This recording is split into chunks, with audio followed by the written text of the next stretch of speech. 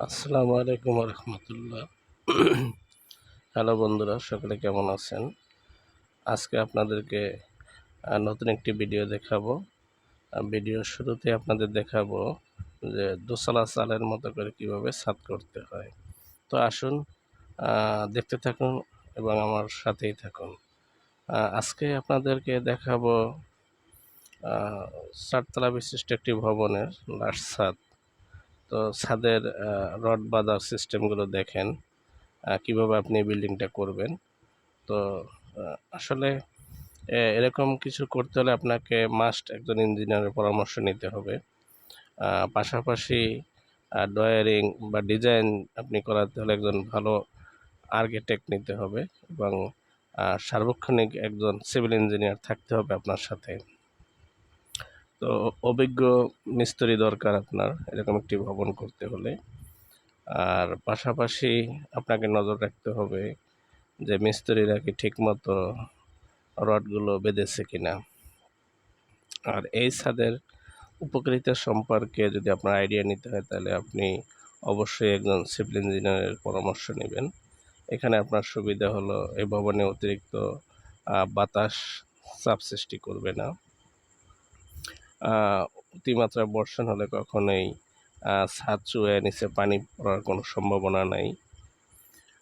পাশাপাশি আপনার সূর্যের তাপ কম লাগে এই সব ভবনে। কারণ হলো এই ভবনটি আপনার নর্মাল অন্যান্য ছাদের তুলনায় একটু উঁচু হয়। দেখতেই পাচ্ছেন। তো পুরো ভিডিওটা আমি দেখাচ্ছি আপনাদেরকে।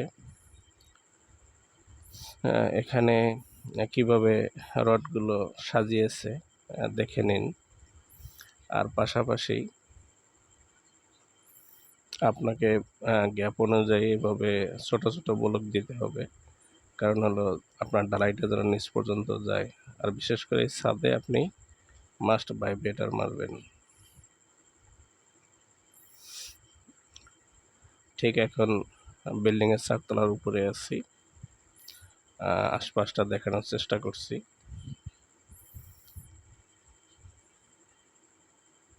সামনের দিকে অগ্রসর হচ্ছি।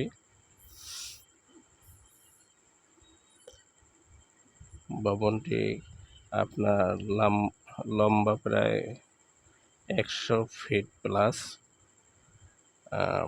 আর প্রস্তর আছে আপনার 35 ফিট। এটা লাস্টের বিম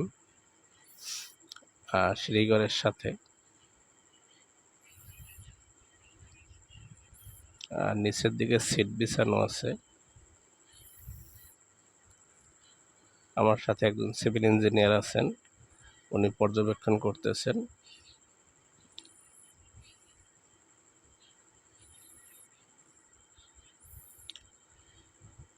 এটি আসলে একেবারে সাইড কর্নারে যে বিম থাকে সেই বিমটি।